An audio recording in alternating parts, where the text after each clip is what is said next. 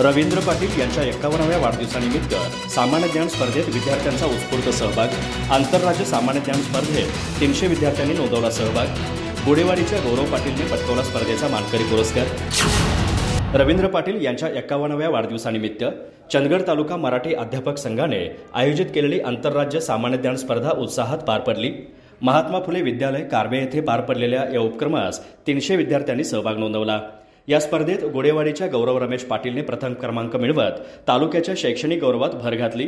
कार्यक्रमाच्या अध्यक्षस्थानी महात्मा फुले विद्यालयाचे प्राचार्य एम गावडे होते, तर प्रमुख पाहुणे म्हणून जागतिक अर्थतज्ञ डॉक्टर परशुराम पाटील आणि उपप्राचार्य RB गावडे यांनी विद्यार्थ्यांना प्रेरणा दिली। स्पर्धक विद्यार्थ्यांना स्पर्धा परीक्षांच्या तयारीबाबत मार्गदर्शन करण्यात आलं।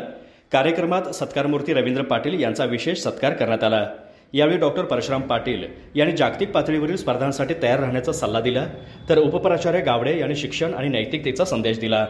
स्पर्धेतील विजेत्यांच्या कामगिरीची दखल घेत 300 विद्यार्थ्यांपैकी प्रमुख विजेत्यांचा गौरव करण्यात आला। प्रथमतः गुडेवाडीच्या गौरव रमेश पाटीलने बाजी मारली, तर अपूर्वा भोगुलकर आणि शर्वरी पवार यांनी अनुक्रमे द्वितीय आणि तृतीय क्रमांक मिळवला।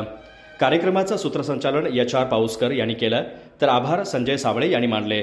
या यशस्वी उपक्रमासाठी शिवाजी मोहनगेकर, BN पाटील, VL सुतार यांचं विशेष सहकार्य लाभलं।